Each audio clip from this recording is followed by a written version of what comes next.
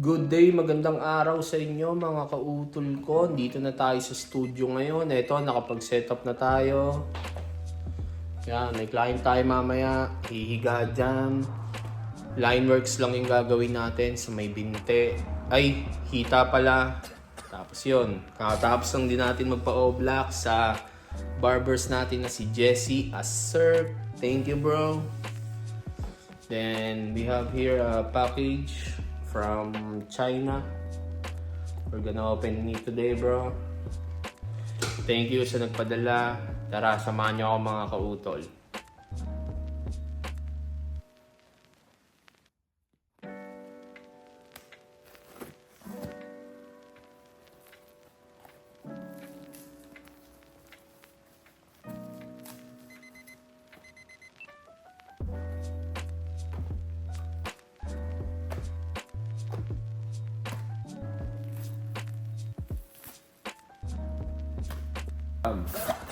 Machine bag.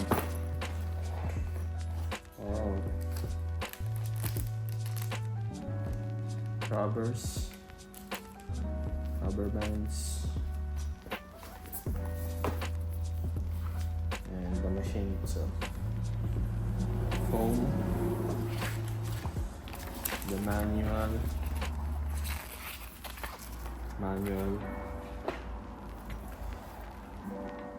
Charging cord, Type C, USB. Then the machine itself. It also has a good grip, CNC tattoo.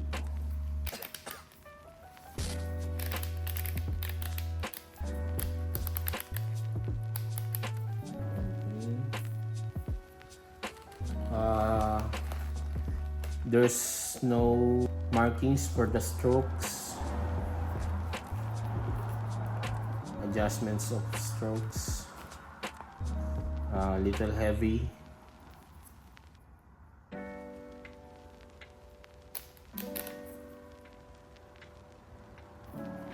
I don't feel it's running when I already press the. Let's try to put some needle on. 5 round liner.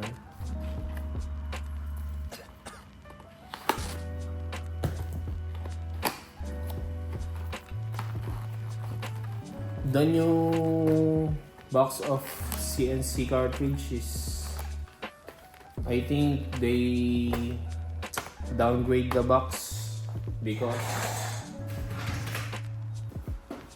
the old box is like this, drawer type, which is more convenient, more organized than this traditional box.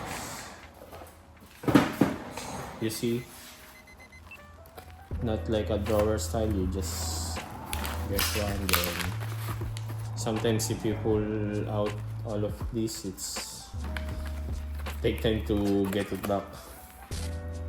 But it's all good, it's all good.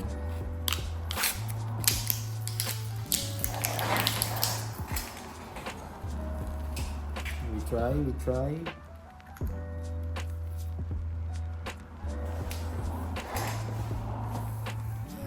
Yeah, now it's running.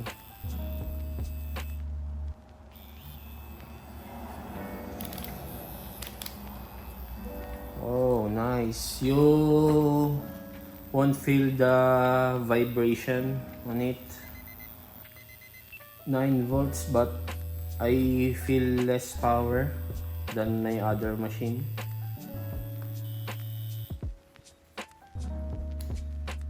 It has 2 batteries. It's good for a longer session, longer tattoo session.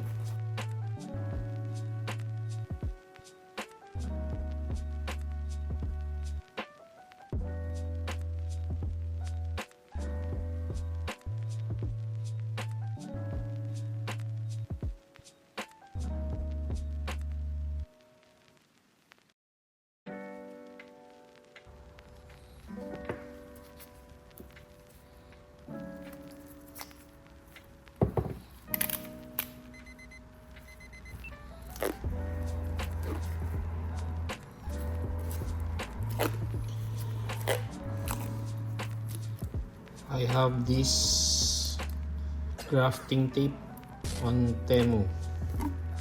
This is what I use when I'm covering my machine. It's easy for me.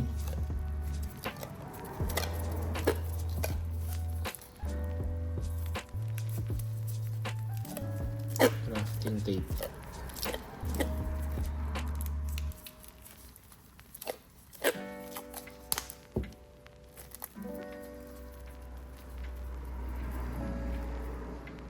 This machine is easy to wrap up. Unlike the other machine, I need this small grafting tape to wrap the middle. But this one is just this one.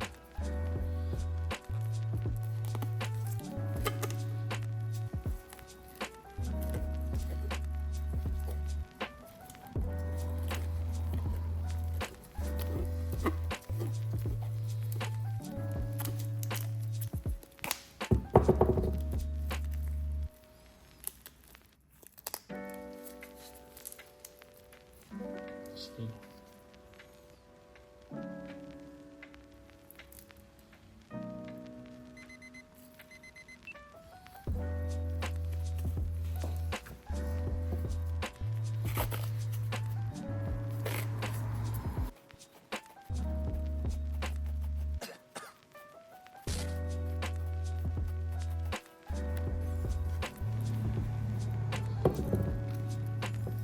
I prefer to use this because it's transparent. You will still see the looks of the machine. Unlike the other barrier film, the blue one and the black one, I prefer to use this. It's thick also, not easy to be broken, but when you pull it, yeah, it's safe, protected.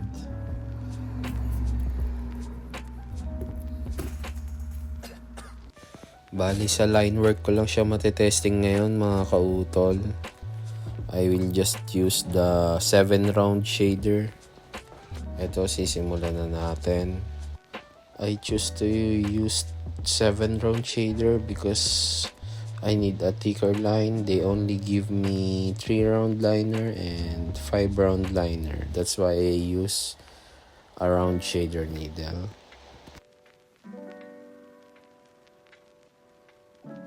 This dimension cartridge needle is just like the police cartridge needle. I got the same feeling, very stable and sharp. Parang pinalitan lang naman nila yung kulay and yung name. Yan, bali puro outline lang yung gagawin ko dyan mga kautol kasi first session lang namin ng aking client. Kaya hindi ko pa matitesting sa shader to. The manual says that it's a 3.5mm stroke tattoo machine, but it can pull up a solid line. That's why it's good, it's okay. It's just like a CNC E77, same feeling like that machine. Sabi rin sa manual ay yung usle nung needle dun sa tip ay from 0 to 4.5mm. At ito yung natapos namin sa aming unang session. Puro outline lang. Bali sa susunod ko na iti-testing yung shading niya, yung shader. Kung okay ba siya sa shading. Sa outline, okay naman. Nakala ko hindi ako mabibigyan ng maganda at malinis na linya kasi nakalagay sa manual ay 3.5mm stroke lang siya. Pero goods pa rin, goods. Ito pala yung specs ng machine. Kung gusto nyo basahin, i-post nyo na lang yung video. I would like to thank all of the members of CNC Tattoo Supply. Thank you so much. Yo, natapos na tayo magtato ngayon mga kautol. Maraming salamat sa pananood. Shoutout sa inyong lahat. Mag-iingat kayo palagi at kita-kits ulit sa next video.